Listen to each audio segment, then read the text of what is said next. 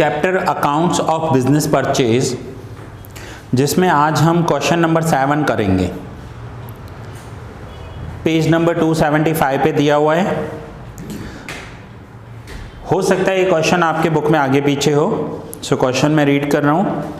The balance sheet of Paresh and Deepak as on 31 March is as follows.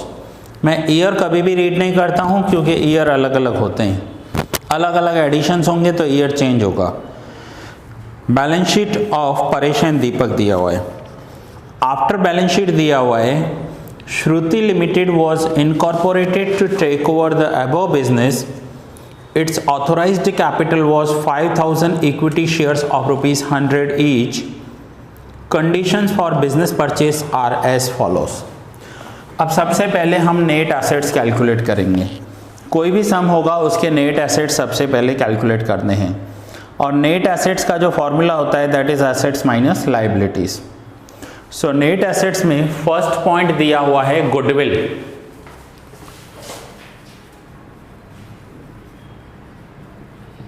Goodwill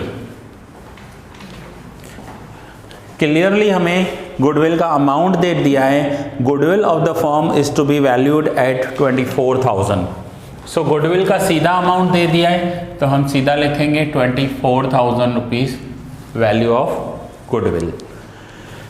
अगर किसी assets में plus minus करने के लिए बोला है तो हम वो करेंगे, इंक्रीज डिक्रीज करने के लिए बोला है तो वो करेंगे, मार्केट वैल्यू दी हुई है तो मार्केट वैल्यू को कंसीडर करेंगे। सेकेंड एडजस्टमेंट दिया हुआ है, all the liabilities except bills payables are to be accepted by the company. Bills payable को छोड़कर सारी लाइबिलिटीज कंपनी ले लेगी।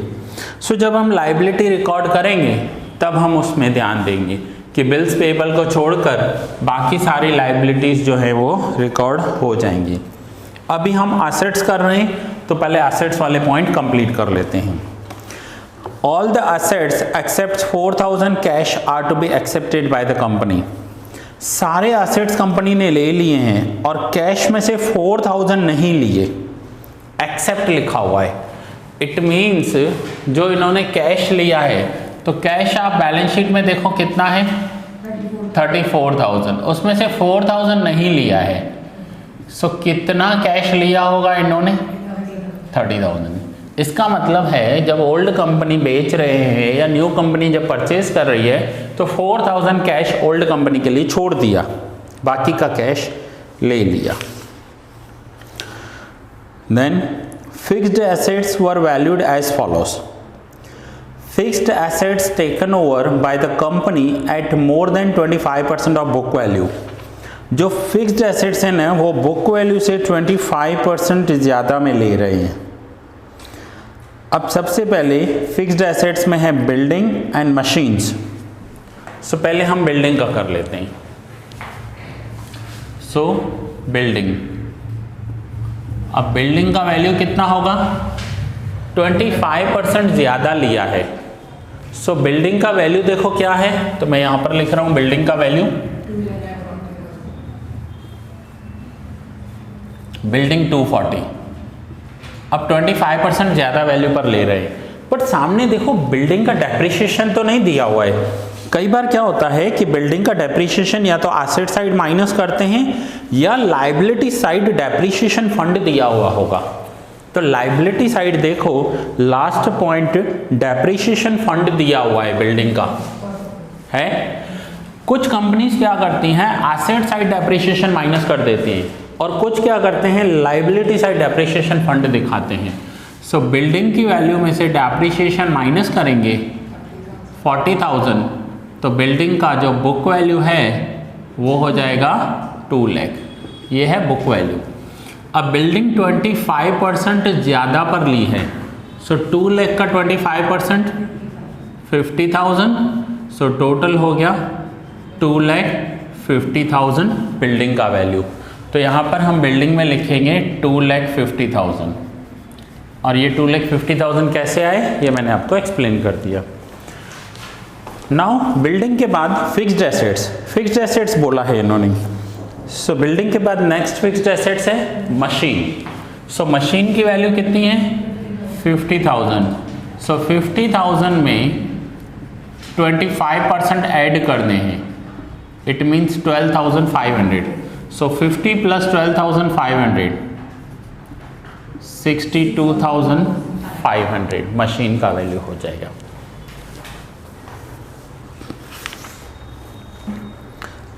नेक्स्ट एडजस्टमेंट दिया है कि 50% stock at less by 20% and remaining stock as per book value.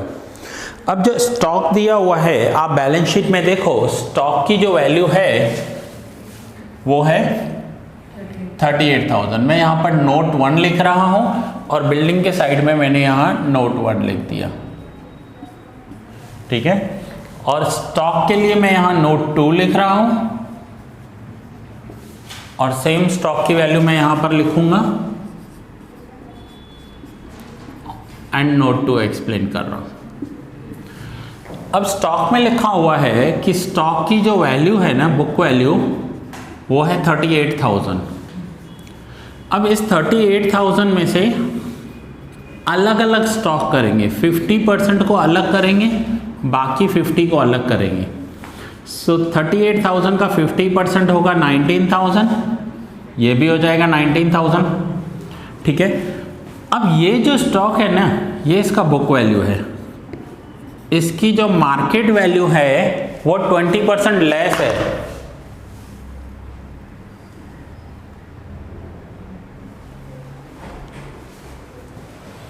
सो इसका मार्केट वैल्यू 20% कम है। सो 19,000 का 20% माइनस करो तो 19,000 का 20% आता है 3,800। अगर 3,800 आप माइनस करोगे तो वैल्यू क्या आ जाएगी? 3,800 माइनस करो तो 15,200। इसकी मार्केट वैल्यू 20% कम है, मैंने 20% माइनस कर दिया। और बाकी का जो स्टॉक है ना, उसकी मार्केट वैल्यू सेम है। ये इसका बुक वैल्यू है और ये इसका मार्केट वैल्यू है। अब स्टॉक में आप रूल सीख कर रहे हो, फाइनल अकाउंट में भी बुक वैल्यू और market value which ever is lower, तो यहाँ पर मार्केट वैल्यू लोअर है, इस आधे स्टॉक की मार्केट वैल्यू ले लेंगे। और यहाँ पर लोअर वैल्यू कौन सा है, तो यहाँ बुक और मार्केट सेम है तो कोई भी एक वैल्यू ले लेंगे 19,000। सो अब स्टॉक का टोटल वैल्यू कितना हो जाएगा? 15,200 प्लस 19,000 34,200। तो ये हो गया स्टॉक का वैल्यू 34,200। सो स्टॉक लिखेंगे 34,200, ये स्टॉक की वैल्यू है। स्टॉक के बाद आगे क्वेश्चन में क्या दिया हुआ है? Debtors with provision of 10% bad डेब्ट रिजर्व। अब डेटर्स देखो कितने दिए हुए हैं, तो डेटर्स में after bad debts and before BDR लेते हैं। सो डेटर्स 49,000 माइनस 10% BDR। सो 49,000 में से 10% माइनस करेंगे 4,900, सो 44,100।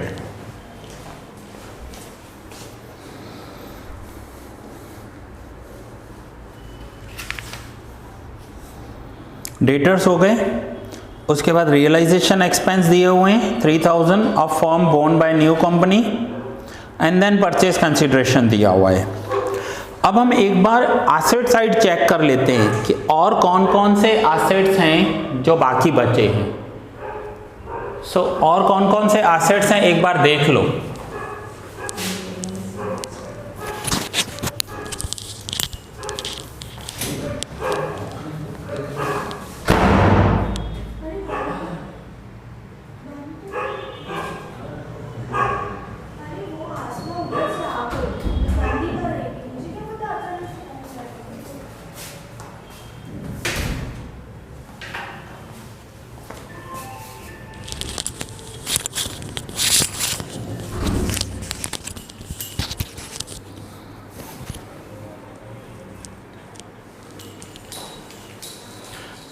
अब हम एक बार एसेट्स देख लेते हैं कि क्या रहा एसेट्स में। सो एसेट साइड देखिए क्वेश्चन में, गुडविल हो गया, बिल्डिंग हो गया, मशीन, स्टॉक, डेटर्स हो गए। अब बचे हैं प्री पेमेंट्स 2,000 इन्वेस्टमेंट्स 26,000। सो ये एसेट्स हैं, कंपनी ने सारे एसेट्स ले लिए। सो pre payments, pre payments 2000 and investment, investments 26,000। तो ये हो गए एसेट्स। अब हम इन एसेट्स का टोटल करेंगे कि टोटल एसेट्स कितने हुए।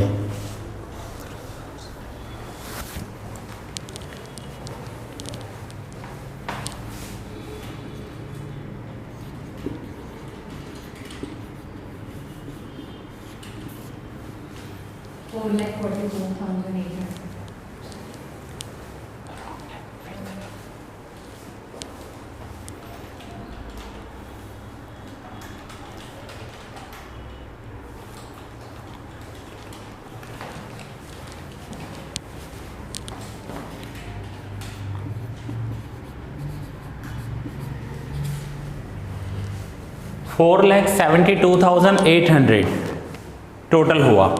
ठीक है, अब एसेट सारे ले लिए। नाउ लाइबिलिटीज, तो लाइबिलिटीज वाला पॉइंट देख लो एक बार कि लाइबिलिटीज में क्या बोला हुआ था।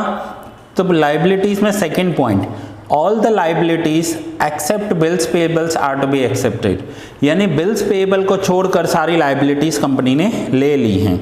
तो ऊपर से देखते हैं, कैपिटल तो उनका शेयर होल्डर्स का अपना होता है, प्रॉफिट एंड लॉस अकाउंट ये रिजर्व्स होते हैं। नेक्स्ट लाइबिलिटी आ रही है 12% डिपॉजिट्स, 12% डिपॉजिट। तो यहां पर लिखेंगे 12% डिपॉजिट्स 60,000। इट मीन्स कंपनी ने ये लाइबिलिटी ली है। देन नेक्स्ट इज क्रेडिटर्स 30,000, ये भी लाइबिलिटी है।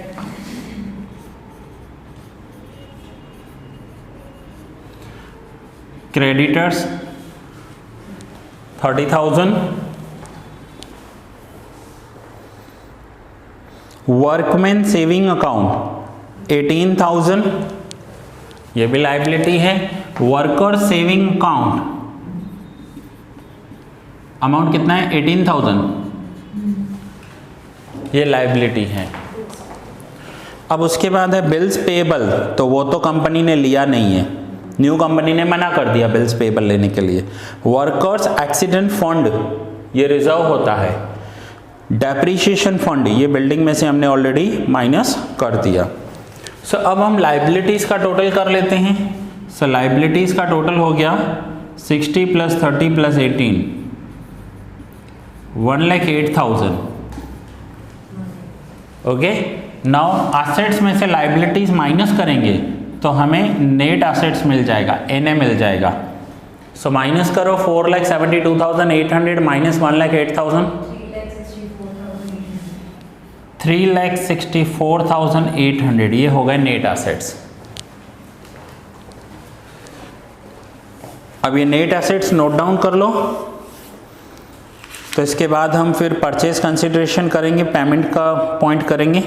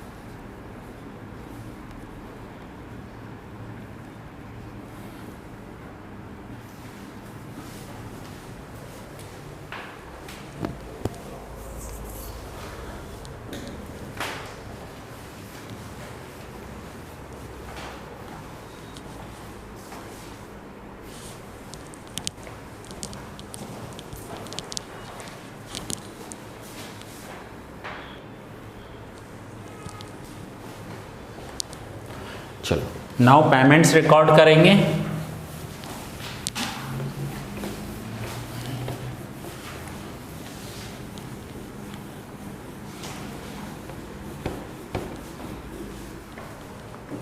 तो पेमेंट्स में देखो क्या दिया हुआ है, purchase consideration, point number 6, purchase consideration is to be paid in 2000 equity shares fully paid up at 10% premium. Now first इन्होंने पेड किया है 2000 equity shares of rupees 100, 2 lakhs rupees. Second, ये जो शेयर्स दिए हैं इनको वो 10% प्रीमियम के साथ दिए हैं। सो सिक्योरिटी प्रीमियम 10%, तो 2 लाख के शेयर 10% प्रीमियम के साथ दिए हैं, इट मीन्स 20,000 प्रीमियम। फिर आगे दिया हुआ है 1200 debentures each of ₹100 at 10% discount. So 1200 debentures of ₹100 each, it means ये हो जाएंगे 1,20,000 एंड 10% डिस्काउंट के साथ दिए हैं, सो 12,000 डिस्काउंट हो जाएगा। सो ये डिबेंचर्स जो दिए हैं वो दिए हैं 1,08,000 में,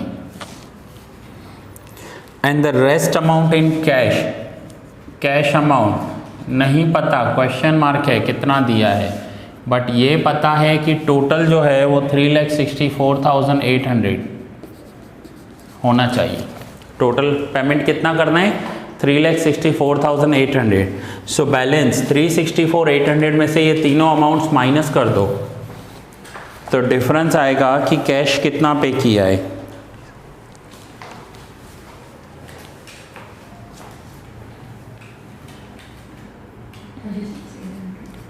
$36,800 कैश पे किया है, ठीक है। सो ये हमारा फर्स्ट स्टेप हो गया जिसमें हमने नेट एसेट्स कैलकुलेट किए एंड पेमेंट्स कैलकुलेट किए। अब इसके बाद आप एक फॉर्मेट बनाओगे जर्नल एंट्री का, हमें जर्नल एंट्रीज करनी है।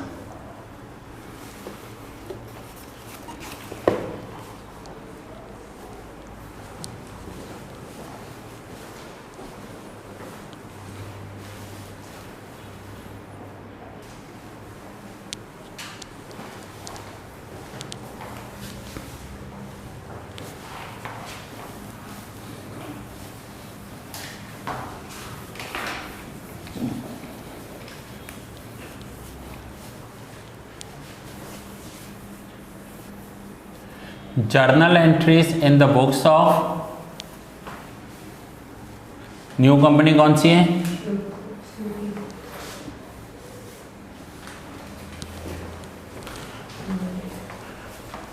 श्रुति लिमिटेड। सो ऊपर हेडिंग दो, जर्नल एंट्री का फॉर्मेट बनाओ, ऊपर हेडिंग दो journal entries in the books of Shruti limited.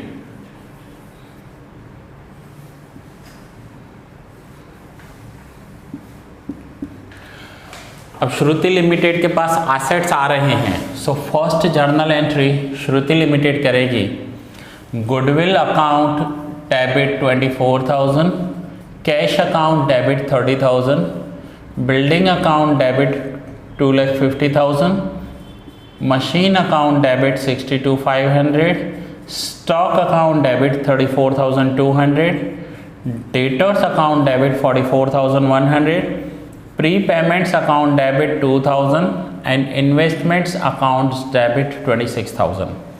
ये सारे के सारे एसेट्स हैं। अब उसके बाद लाइबिलिटीज़ ली हैं, तो लाइबिलिटीज़ लिखेंगे to 12% deposits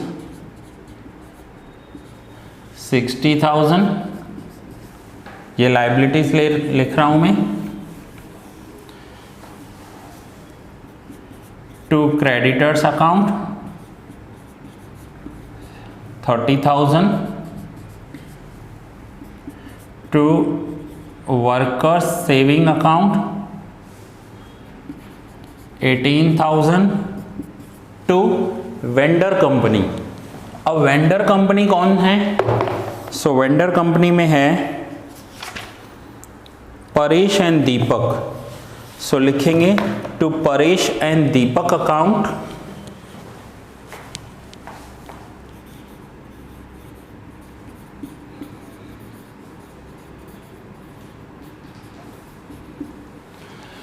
to Paresh and Deepak account. Net assets देखेंगे, नेट एसेट्स कितने के 3,64,800, सो 3,64,800 ये फर्स्ट जर्नल एंट्री होगी। ये in the books of new company है। All assets account debit, to liabilities account, to Paresh and Deepak account.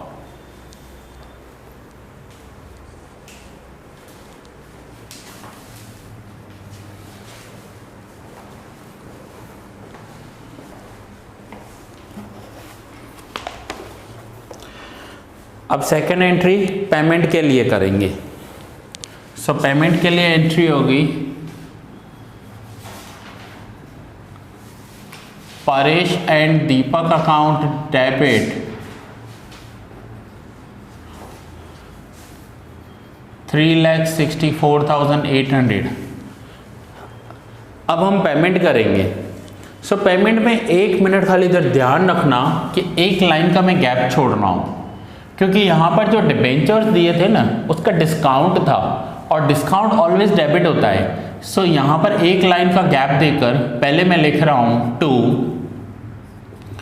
To equity share capital. तो देखो equity shares कितने के दिए थे 2 लाख के, okay. To security premium, security premium था 20,000। टू डिबेंचर का परसेंटेज हो तो वो लिख देते हैं, सो टू 12% डिबेंचर्स।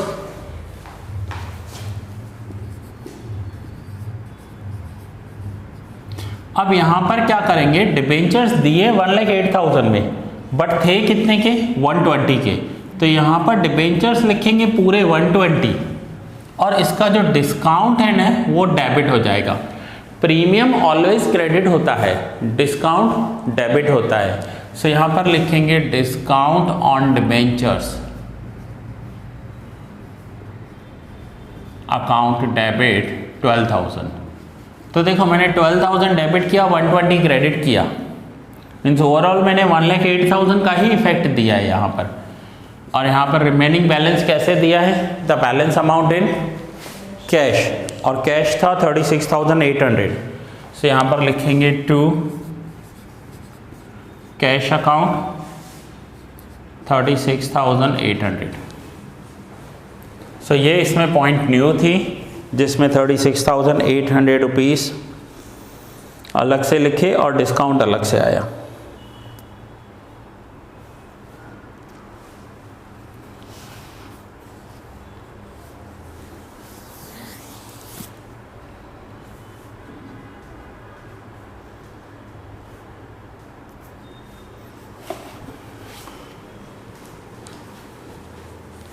यह है second entry.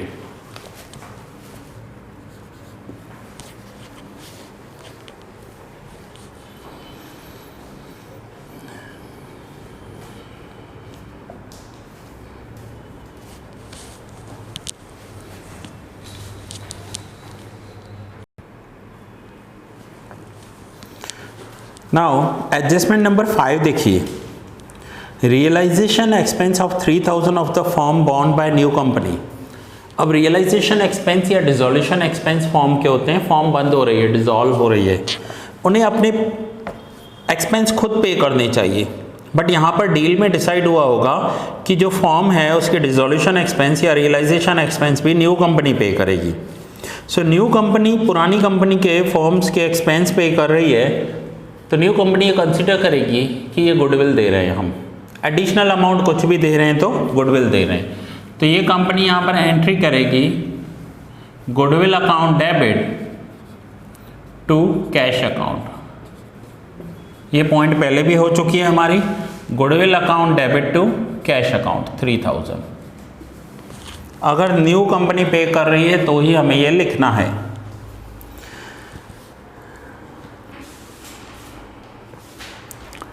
Then adjustment number 8 में देखेंगे, company paid preliminary expenses ₹6,000।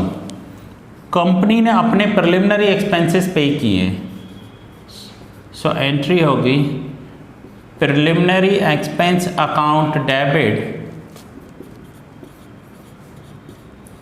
To cash account 6,000। Preliminary expense account debit to cash account 6,000।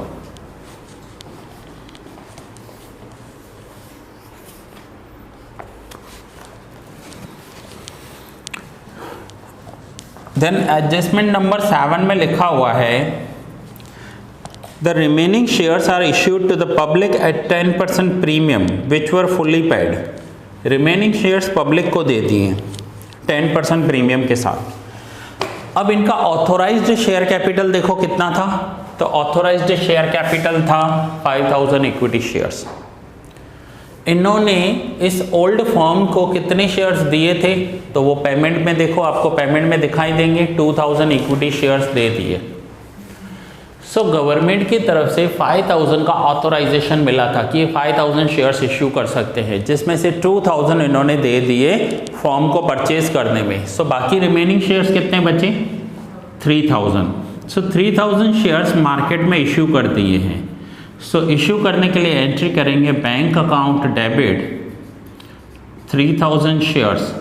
और वो शेयर्स कैसे इश्यू किए हैं इन्होंने, तो लिखा हुआ है कि 10% प्रीमियम के साथ इश्यू किए हैं रिमेनिंग शेयर्स पब्लिक में। नाउ 3,000 शेयर्स इश्यू किए हैं, 100 का शेयर था बट 10% प्रीमियम के साथ 110, तो ये अमाउंट हो जाएगा 3,30,000। Bank account debit to equity share capital 3,000 shares into 100, 3 lakh rupees capital में जाएंगे, and to security premium 3,000 shares 10 rupees 30,000 security premium में जाएगा। सो ये हमने journal entries in the books of Shruti limited किया, in the books of new company. अब net assets हो गया, परचेज कंसिडरेशन हो गया, जर्नल एंट्री हो गई। नाउ फाइनली हमें बैलेंस शीट बनानी है। So balance sheet of Shruti limited. So एक अब हम बैलेंस शीट बनाएंगे।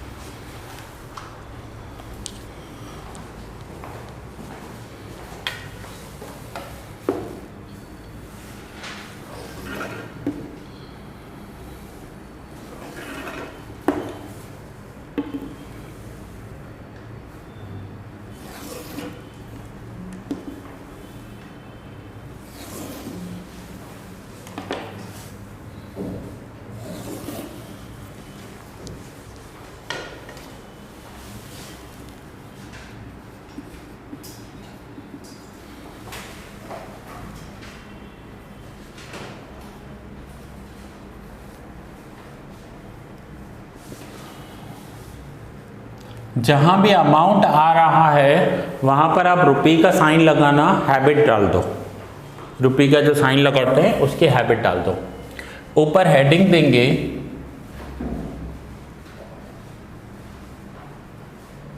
बैलेंस शीट ऑफ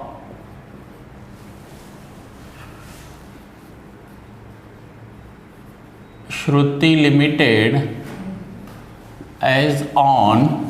अब मैं एज ऑन डैश डैश लिख रहा हूं, आप अपने बुक में जो ईयर दिया हुआ है वो लिख दो।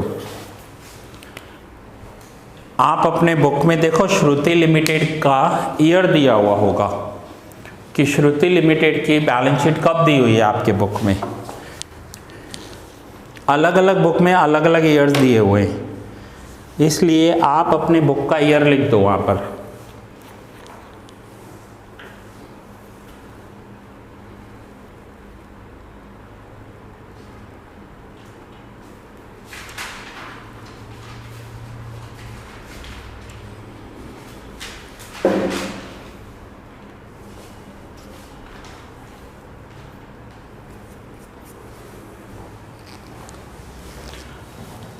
नाउ लाइबिलिटी साइड स्टार्ट करेंगे। सबसे पहले ऑथोराइज्ड शेयर कैपिटल।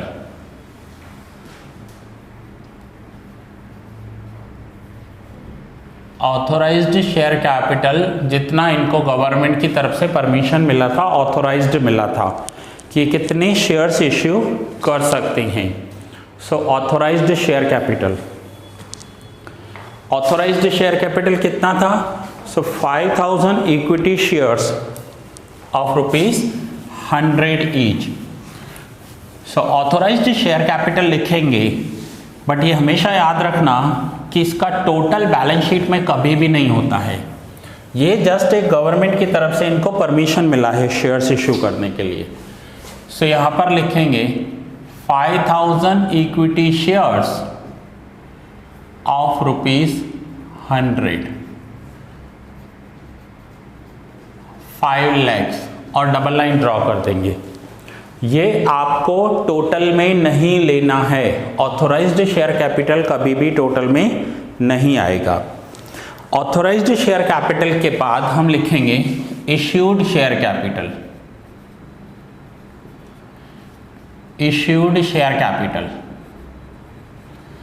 अब ये सारी डिटेल्स आपको जर्नल एंट्रीज में से भी मिल जाएगी और एनए में से भी मिल जाएगी। अब जर्नल एंट्री में देखो, एंट्री नंबर 2 कितने शेयर कैपिटल इशू किए हैं? 2 लाख रुपीस के। और उसके बाद लास्ट जर्नल एंट्री में 5 में देखो 3 lakhs के इक्विटी शेयर्स इशू किए हैं। सो इक्विटी शेयर कैपिटल यहाँ पर लिखेंगे 5000 इक्विटी शेयर्स ऑफ ₹100। सारे के सारे शेयर्स इन्होंने इश्यू कर दिए हैं। So equity share capital, issued share capital 5 lakhs rupees. Share capital के बाद आता है रिजर्व्स एंड सरप्लसेस। कंपनी के पास कोई रिजर्व्स हैं तो वो लिखेंगे। अब सेम आप एंट्री नंबर 2 में देखो, जो फॉर्म को दिए थे वहां पर भी सिक्योरिटी प्रीमियम था, और एंट्री नंबर 5 में देखो, जर्नल एंट्री नंबर 5, वहां पर भी सिक्योरिटी प्रीमियम था।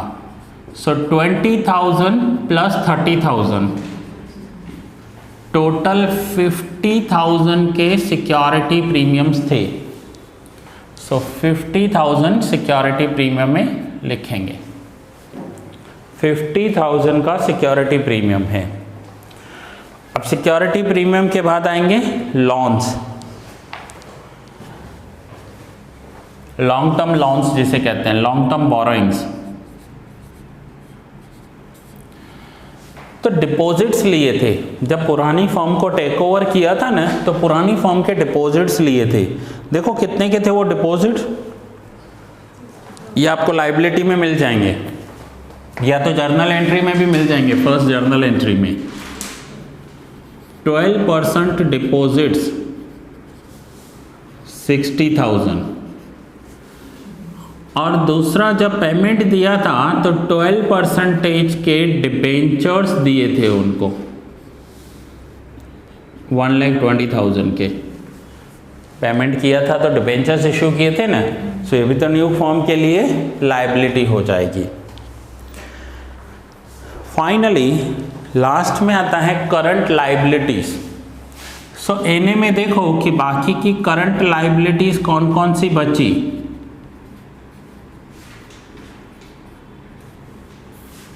सो करंट लायबिलिटी में एक तो है क्रेडिटर्स 30,000, और दूसरा था वर्कमैन सेविंग अकाउंट्स 18,000,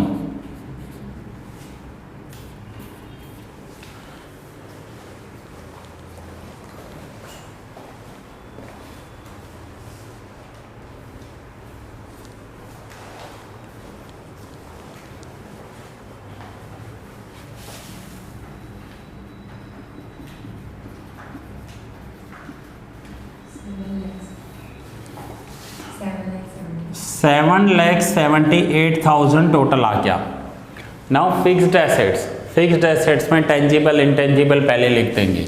सो गुडविल, देखो गुडविल कितना है आपको नेट एसेट्स में मिल जाएगा, या जर्नल एंट्री फर्स्ट में देखो 24,000, बट 24,000 और फिर एक सामने वाली फॉर्म के एक्सपेंस पे किए थे, डिसोल्यूशन एक्सपेंस कितने पे किए थे 3,000।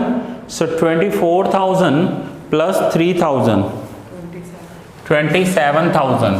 तो यहाँ पर ब्रैकेट में 24 प्लस 3 लिख देता हूँ ताकि आपको एग्जाम के दिन पता चले 27,000। ये अमाउंट कैसे आया आपको पता होना चाहिए, ठीक है, क्लियर हुआ। सो गुडविल 27,000। गुडविल के बाद और कौन से फिक्स्ड एसेट्स लिए थे? सो गुडविल के बाद देखो जर्नल एंट्री में से भी मिलेंगे या फिर नेट एसेट्स में से भी मिलेंगे। बिल्डिंग 2,40,000 है,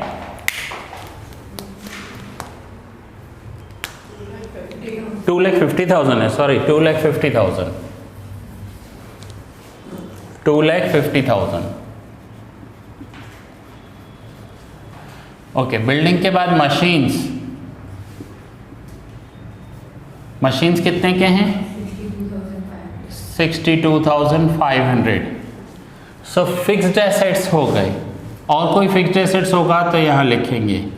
देन इन्वेस्टमेंट्स, फिक्स्ड एसेट्स के बाद आता है इन्वेस्टमेंट्स। सो इन्वेस्टमेंट देखो ये आपको जर्नल एंट्री में से भी मिल जाएंगे और नेट एसेट्स में से भी मिल जाएंगे, कहीं से भी आप उसका अमाउंट देख सकते हो 26,000।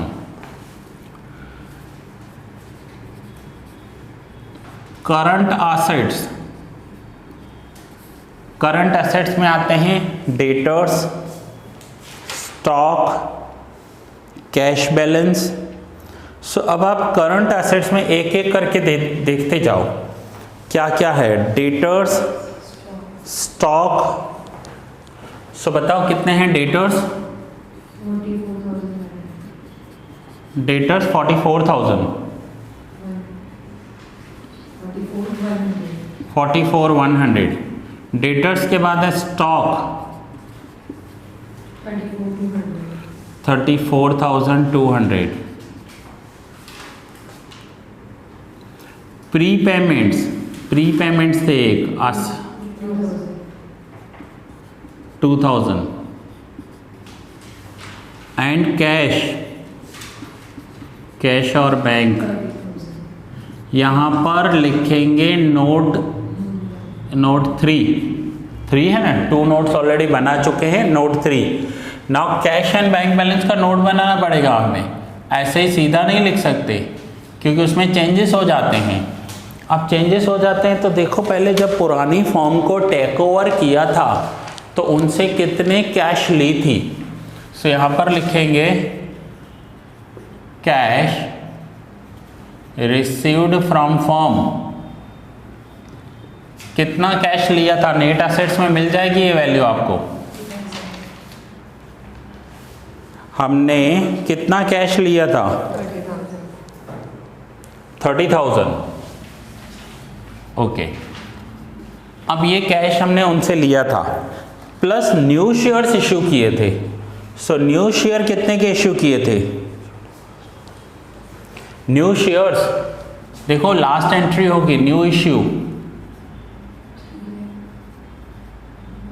3,30,000। इट मीन्स, फिर से ध्यान दो इधर कि 30,000 रुपीज़ तो हमें ओल्ड फॉर्म ने दिए, फिर हमने न्यू शेयर्स इश्यू किए 3,30,000 वहाँ से भी मिले होंगे, माइनस करेंगे paid in PC, purchase consideration में कुछ कैश पे किया है क्या हमने उनको। सो परचेज कंसिडरेशन में कैश पे किया है 36,800। देन कंपनी ने अपने डिसॉल्यूशन एक्सपेंस और रियलाइजेशन एक्सपेंस कुछ पे किए हैं क्या? कंपनी ने पुरानी फॉर्म के डिसॉल्यूशन एक्सपेंस पे किए थे जिसे गुडविल कंसीडर किया था हमने, पुरानी फॉर्म के एक्सपेंस पे किए हैं। कितने पे किए हैं? 3000। फिर कंपनी ने अपने प्रिलिमिनरी एक्सपेंसेस भी पे किए हैं। देखो ध्यान देना, अभी तक कंपनी के कोई ऑपरेशन स्टार्ट नहीं हुए हैं, लेकिन ये सब कब किया है कि पुरानी फॉर्म बंद हुई है और न्यू फॉर्म स्टार्ट हुई है। सो ये मैक्सिमम पॉइंट्स इतने ही आ सकते हैं इसमें। हमने पुरानी फॉर्म से कैश कितना रिसीव किया, न्यू इश्यू कितना किया, पीसी में कितना पेमेंट किया, डिसोल्यूशन एक्सपेंस ऑफ फॉर्म, यहाँ पर डिसोल्यूशन एक्सपेंस ऑफ फॉर्म लिखेंगे, फॉर्म के ही होते हैं, और preliminary expense of new company. So preliminary expense of new company कितना है? 6000। सो ये सारे के सारे रिसिप्ट्स हुए हैं एंड पेमेंट्स हुए हैं। सो इनका टोटल आ रहा है 3,14,200। सो यहाँ पर कैश एंड बैंक लिखेंगे 3,14,200। ओके, नाउ ये हो गए करंट एसेट्स। अब लास्ट में आते हैं फिक्टिशियस एसेट्स। फिक्टिशियस एसेट्स जरूरी नहीं है सारे सम्स में होते ही है, हो तो लिखेंगे, नहीं हो तो नहीं लिखेंगे। फिक्टिशियस एसेट्स, फिक्टिशियस एसेट्स में आते हैं डिबेंचर डिस्काउंट, प्रिलिमिनरी एक्सपेंसेस। अब डिबेंचर जब इश्यू किए थे तो डिबेंचर होल्डर्स को डिस्काउंट दिया था 12,000 रुपीज एंड प्रिलिमिनरी एक्सपेंस पे किए थे।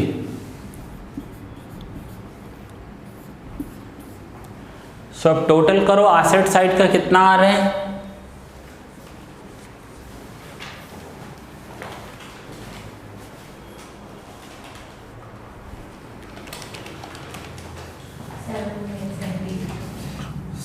$7,78,000।